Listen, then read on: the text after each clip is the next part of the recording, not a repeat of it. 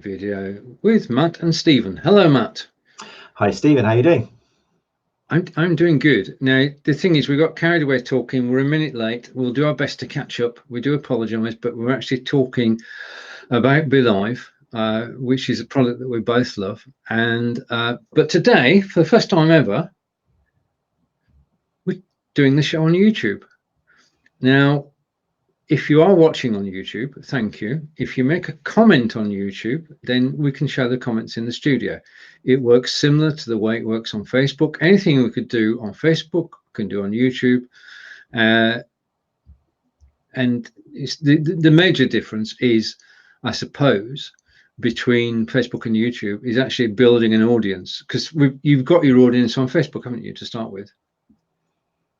Yeah, exactly. I mean, I'm glad we've got this opportunity. I'm very aware. I'm sure we'll talk about the advantages of broadcasting on YouTube. But like I said last week, I've chickened it out so far. I'm scared of rocking the boat. I'm very much a case of if it's not broken, then why try and fix it? So I'm looking forward to actually seeing this on YouTube and then actually taking the plunge myself. But I think maybe that's something we'll talk about later on, well, as how scary it can be if you've got a successful product and you've built your listeners up and they're on Facebook. That idea of moving somewhere else, especially when technology is involved, can be quite scary, can't it? Well, I mean, from a technological point of view, the studio is the same. So we're in the same studio. We've got all the options we had when we're going live to Facebook. The only difference is when we actually schedule a broadcast, we schedule it to YouTube, and Be.Live takes care of the rest. So from a scheduling point of view and a practical point of view, we don't have much to learn. We just got to know that it's live on YouTube, and the audience is going to be different, but the audience is going to be appreciated, as Kelly is. Hello, Kelly. Hey, Kelly. And it will happen. It won't happen overnight, but it will happen gradually, that you'll find a new audience. Because there is a difference. Let's talk about the differences or the benefits of YouTube. I mean, we know that YouTube is the world's second largest search engine, and it's owned by Google, who are the world's largest search engine. Now, the problem we've got on Facebook is that you do the show and the video is good for 24 hours. And after that, it disappears down everybody's timeline if it gets there in the first place. And it is not seen. It's not seen ever again unless you pay Facebook. If you pay Facebook £10, £25, they will show it to thousands of people. Yeah. But you've got to pay it. Now, on Google, the audience comes after you've done the broadcast. Now, we've got some wonderful people actually watching us live. I thank you, Kelly, and sharing as well. But the audience also comes on the recording, because if you edit the broadcast afterwards and you add on all your SEO tags, and they take some working out, but you can get them, then people will begin to find your channel by searching on Google and on YouTube, and that's it. And if you put podcasting and Run Chat Live, then if anybody types Run Chat Live into YouTube or Run Chat Live into Google, they will find your video straight away. Simple as. So all you need to do at this moment is to train people to type Run Chat Live, and they'll find every YouTube video you've ever done, whether they're on Google or they're on YouTube. And because people go to YouTube to actually watch video and there are no distractions, then if people enjoy the video they're watching, they will look at the cards that you've put up on the side saying, look at my other videos too. And you will then get additional people watching more than one video. So you find that people who watch your show on YouTube will watch more than one show. Yeah, that's just the way it works out. I've got the impression definitely that, because I think people who subscribe to you on YouTube are actually subscribing because they want to watch the videos, whereas I get the impression on Facebook sometimes just people click it because it's flashed up, people you might know, and you get this fake idea and audience where on Facebook you see your followers going up, but I wonder how much they really are true followers, i.e. people who will actually follow you, see you. And whereas on YouTube I think it's pretty kind of more loyal. If you see you've got 500 subscribers, there are probably 500 people checking out your videos. So I'm all for YouTube. Well, that's it. I mean, people become loyal to your channel, and if you look after people, if they comment, you reply. You don't know who's watched the video, but you do know how many people have watched the video and for how long. And that's the stats on YouTube for actually working out whether something's working working or not are amazing, because you can compare months to months, you can compare watch time and views, and you can see that the channel is growing. Yeah. Now, I started my channel back in quite a few years ago, and I didn't do anything to start with it. Then when we started going live on Blab, I started putting the videos up on YouTube. It's a good job I did, because otherwise they'd have been lost forever. So I put the videos up on YouTube, and such was the interest in live video then that each video would get between 300 and 400 views. But then you enter a period where people got used to live video, and they got used to watch, especially when Facebook Live came out, people started watching Facebook Live and not going over to YouTube. So because you got into a routine, you actually take the video from Facebook and upload it to YouTube, but you don't do anything with it. Now, if you don't tell people you've actually done a video, they don't know about it. And if they don't know about it, they don't watch it. So I've got a period, shall we say, of about 18 months when every video I put up there painstakingly had about 1 or 2 views. Okay. Then Be.Live said, we're going to go on YouTube, and it all changed around. And in the last 4 months, I can now, when I do transfer a video, a recorded video, I can get more people watching, more than 2 anyway. Right. What's this comment there from Kelly? Kelly just said, you can just say, hey, Google, Matt Phillips podcast, and bang, you'll see the Mental Toughness podcast. That'd be great, but my podcast isn't the Mental Toughness podcast. Who is this other Matt Phillips promoting podcasts online? Right. If it came up Run Chat Live, I'd be happy. Yeah. Yeah, that's the key. 2 key words: Run Chat Live with Matt Phillips, and that's the tag that you want people to see. Yeah. So the first tag is Run Chat Live, then podcasting, then sports injury, and then we know the drill. Yeah, getting all the tags in so that you do get found. The other thing is the title means a lot. The title of any video on YouTube means a lot, because that's the first thing that people see. People see people see the title and the cover image, and that's what attracts people to actually watch. Now, the cover image is important, because if you're doing it right, then not only do you get seen in Google search, Google and YouTube start to promote your show. And your show, without you doing anything, appears in other people's timelines. So for argument's sake, at the moment, the videos on my channel are currently being shown on 8 other channels. Yeah, in the list that goes down the right-hand side. And people are actually clicking that to come and watch. And that's just a question of putting the work in. That's a question of getting the SEO, the title, the description, tags, putting the cards on at the end, and also the call to action. And Kelly's smiling at the fact that you found somebody else. Oh, I'm fuming. Right. I've never met this person. This is between Matt, me, and you, Kelly, because this is just it was nowhere on the radar when we started the show today. I'll look into that. But Matt, you said something to me. You said, I'm okay for the show, but tomorrow is? Yeah, tomorrow's my birthday. Dun, dun, dun. To which I replied, tomorrow is my birthday too. That's just it's the odds were so humongous, 365 to 1, to actually be on the same. Well, it must be greater than that. We actually share the same birthday, the 22nd of February. It's not the same year, mind you, but it is the same day of the year. Matt, do you have a middle name? I do. I mean, Oh, good. Now it's just Run Chat Live. I don't. It's always an interesting thing, isn't it, when you have a, because your podcast is, your name carries the weight, doesn't it? I think for me, I've worked on the idea that Run Chat Live because it kind of describes more what we do.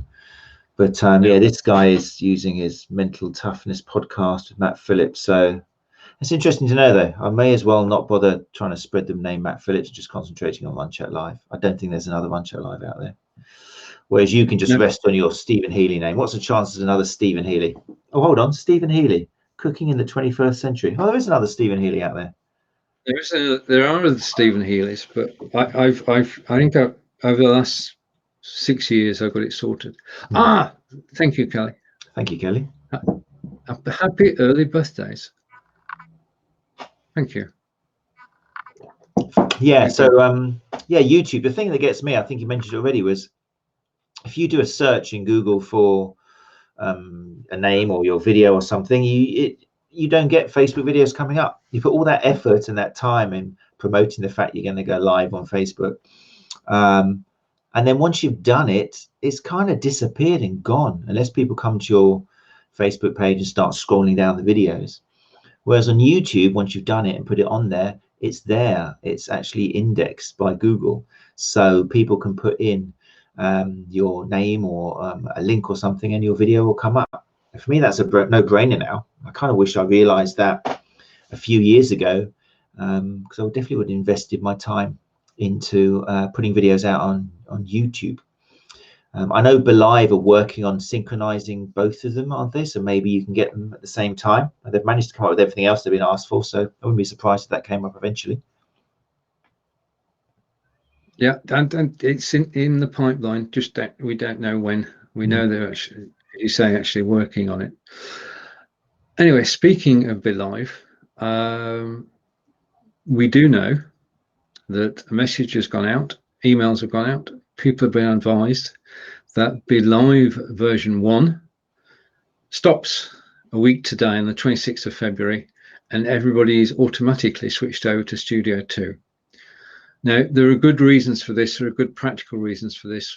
When Be.Live launched Studio 2, they said they would keep Studio version 1 going for some time, but I don't think they thought in terms of 8 months. So I think that there has been an opportunity for everybody to try out Studio 2 and switch over, but it is being turned off next Friday, which means that from our point of view, as users of the system, we win, because there have been two teams. There's been one team on version 1, one team on Studio 2.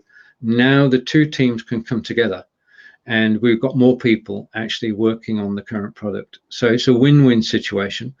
If you are currently on version 1 and want help traveling to Studio 2, then you can ask anybody in the Be.Livers group, and you'll get a welcoming hand, and you'll get assistance as well. Be.Live are putting a lot of resources into helping you to transfer. You'll find videos, you'll find step-by-step guides on the Be.Live site, everything that's needed to get you live on Studio 2. And Matt and I were talking earlier that from an operational point of view, the only major difference is the scheduling of shows, which is straightforward, isn't it, really? Do you think, Matt?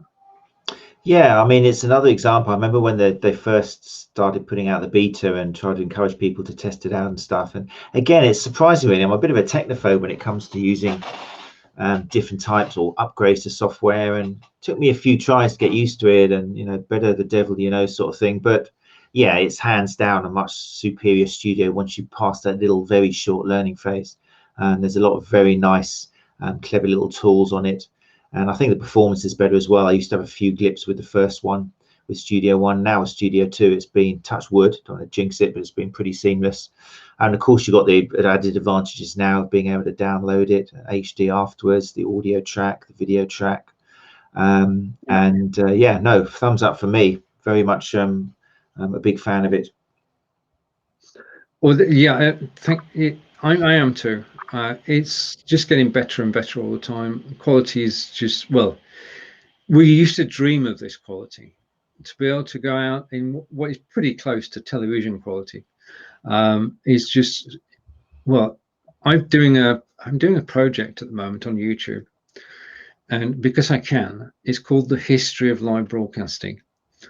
And because we started 5 years ago on Blab, I've got videos going back 5 years, which was the actual start, mass market start of live video. So over the coming weeks and months, what I'll be doing is putting together clips from videos, and we can see how we were 5 years ago to where we are now, and it's night and day. We're fortunate to be broadcasting at this time, I think. Yeah, So much definitely. has Things changed. have changed a lot. I mean, you and I count myself in the group. I can actually remember when the internet first started, basically, and it was just a page, the World Wide Web. It was just a page of information scrolling up, and you just type something in and hope you'd see it. Yeah. I can't remember the year. It was probably about, we're talking about 84 or something, maybe 84, 85, when you first sat down the computer. Yeah. And then chat rooms were just scrolling. There was no video, there was no sound, it was just words. And then eventually MSN and Yahoo got in there, and that was no video. And then suddenly the video started being involved. Yeah, it's incredible how things have changed. It's a wonderful age to have lived in. I'm very happy my birthday's tomorrow and I'm the age I am, because I actually witnessed that all happening before and after. It's good. Yeah, I mean, the technology is just amazing, and how they can actually squeeze this into a Chrome browser. Nothing to download. I mean, there was a discussion the other day where somebody said, can we have a desktop app? And I wanted to wade in there and say, why? If you've got a desktop, if you've got a Chrome browser, then all the processing of my video and your video and anything that we share is being done by Be.Live, not by our computers. All we're doing is sending the video to Be.Live. They do all the legwork. If you've got an app on your desktop, a la Zoom, for example, then basically you're doing the processing on your computer. And unless you've got a Ninja PC, you're not going to get the same quality of video or audio as you do when you go live on Be.Live. Over to Kelly. I see. Oh, now you're bringing back memories. Showing his age as well. Do you know it's still going? Really, some people still use it. Yeah. It's still around in some way, shape, or form in some guys. So let's just remind ourselves, just if you've not used Studio 2 before, old school fun groups and chat. Indeed. Hours of, my boys got involved in Doom, which was the first real blockbuster video game, and they were designing levels for it. And it was just an amazing time. And it was a time bulletin boards and ICQ and all sorts of things, trips down memory lane. Anyway, looking ahead, I'm going to bring this into the video. I'm going to put it full screen so you can just see that. This, if you've not seen it before, this is the Studio 2 studio. And from this one studio, you can have 4 people on screen. You can share images, you can share videos. You can have a chat with your guests privately. You can show comments from people who are watching, and you just press the button and the comment will appear on screen. I think it's very intuitive compared to the version 1. Do you think? Yeah, definitely. I think it's probably worth mentioning as well for people who are kind of watching this and are not aware of version 1. Version 1 made it possible. The whole idea of Be.Live is on Facebook Live, just using Facebook Live. You haven't got any of the ability to brand it yourself. You can't add your logo on. You can't add multiple guests. You can't upload photos and share screens, all sort of things. So basically, once you're taking this live streaming or webcasting seriously, you really need a third-party piece of software like Be.Live to actually give you these this ability to, one, make yourself look better, and two, just pay homage to your guest. I remember when I first started using Facebook Live, I was stuck having myself at 80%, and then the guest was kind of a little 20% corner thing, and people were saying, why are you so big and they're so small? They're the person that you're interviewing. And it's perfectly true. So Be.Live entered, and for me, the best third-party software to give you all these tools. And Be.Live 2 came along and just upped that, put a turbo in, and gave you even more ability and better quality. Yeah, so some of those facilities you've got, I'm sure Stephen's going to go over now, but which ones stand out for you, Stephen, in terms of things which the Studio 2 gives you, which version 1 didn't?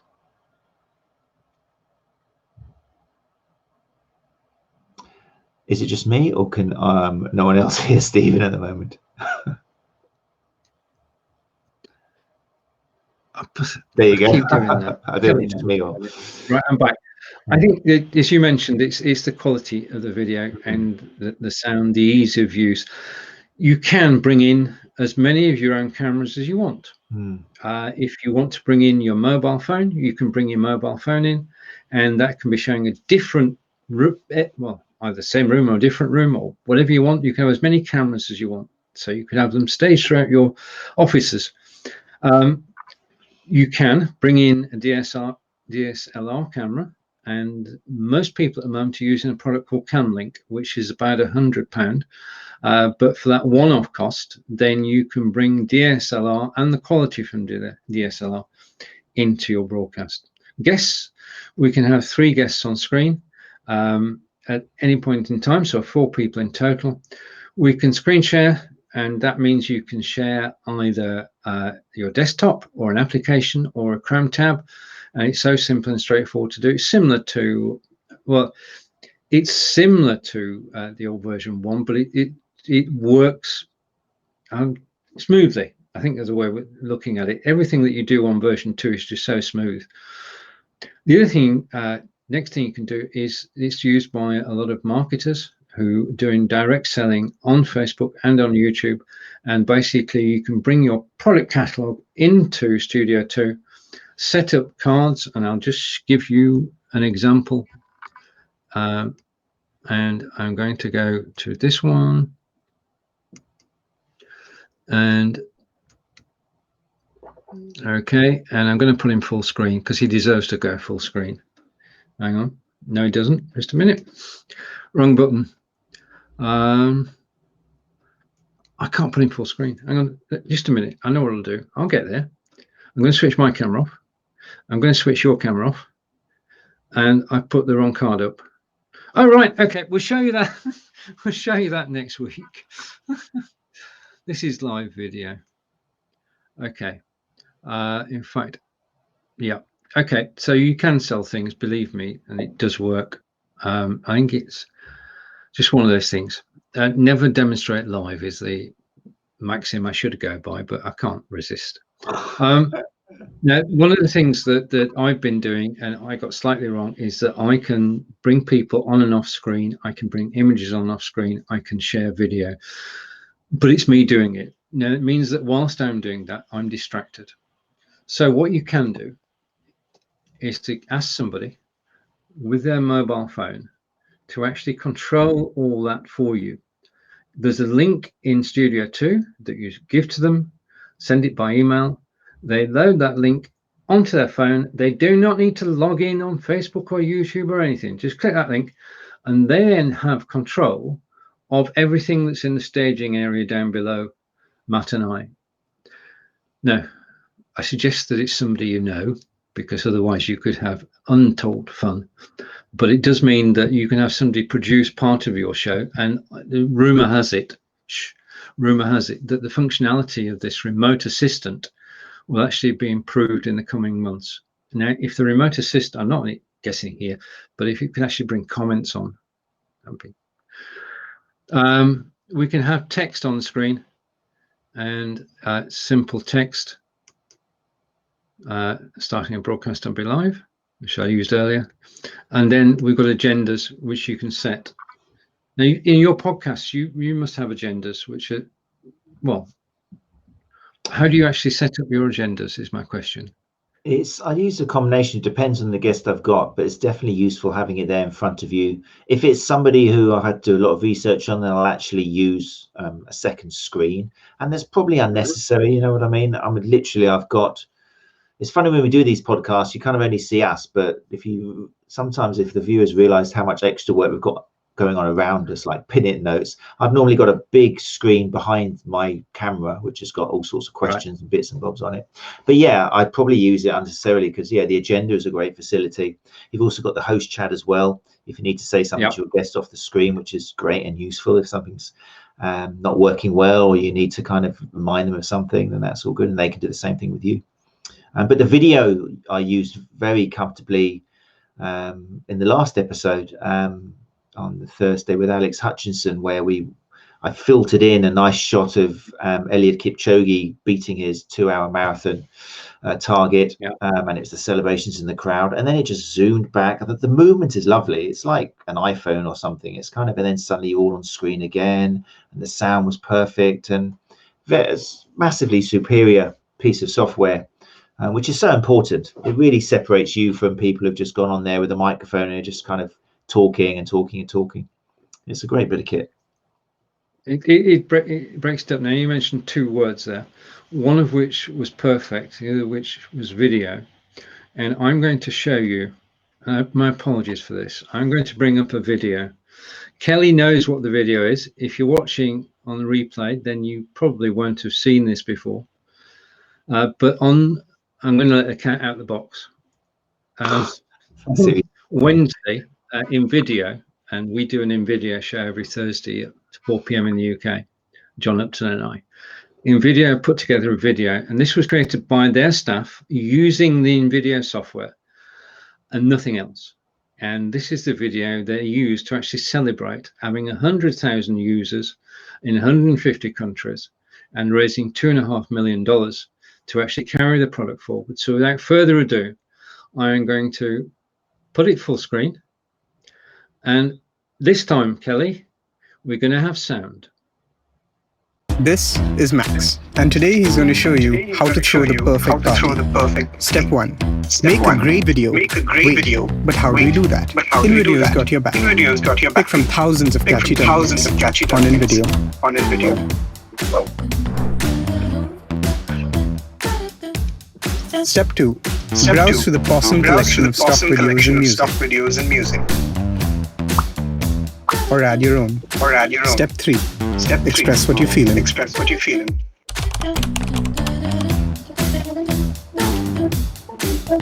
Make it move.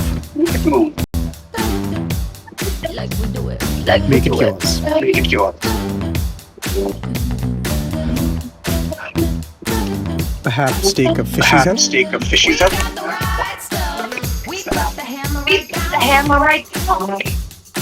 And finally, just lit it up. Step 4. Share it with your friends. Step 5. Go crazy. It's meow never. In video, play your ideas.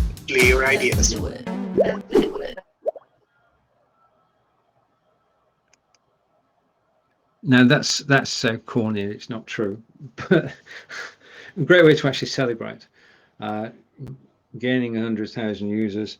And Kelly is saying as an echo.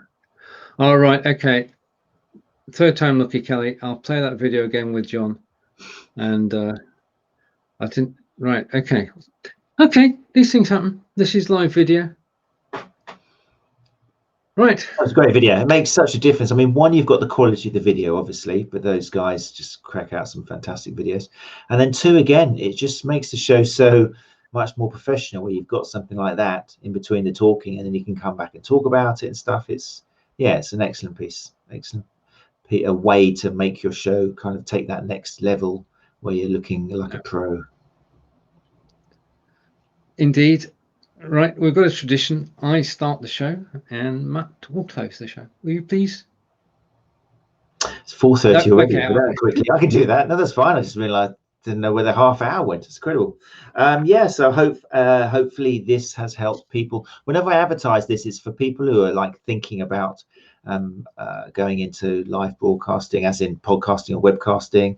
Hopefully it helps you gain that confidence, because I'm sure Steve and definitely myself remember shouldn't we confidence issues, but these days with the technology we've talked about, it really does make it easy for you. As long as you've got your content, you've still got to have the planning, you've still got to make sure that it's all going to run smoothly. But in terms of the software and the tools you've got these days, and the way you can impress your guests, you can invite them onto a show that's going to look good and make them feel like they want to be on the show, then particularly with Be.Live, it's out there and just waiting for you to use. So hopefully these little videos and chats with Steven will help inspire some people to actually, everyone's got something interesting to say, you know, put it in a different format and to share that on the World Wide Web. Totally agree. So it's our birthday tomorrow. We wish everybody.